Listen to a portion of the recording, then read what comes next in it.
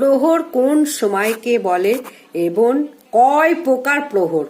প্রহর সাধারণত 8 প্রকার। এক একটা প্রহরে 3 ঘন্টা সময়। 3 ঘন্টা সময়কে এক প্রহর বলে। এইরকম ভাবে 3 8 24, সারাদিনে 8টি প্রহর। তাহলে প্রহর শুরু হয় কখন? সকাল 6টা থেকে পরের দিন সকাল 6টা পর্যন্ত প্রহর শুরু হয়।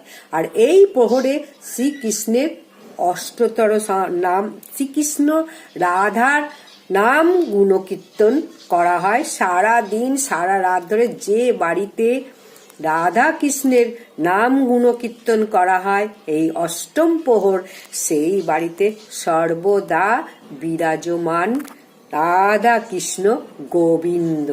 তাহলে প্রহরটা তোমাদের সমস্তটা জানিয়ে দিলাম, প্রহর কি।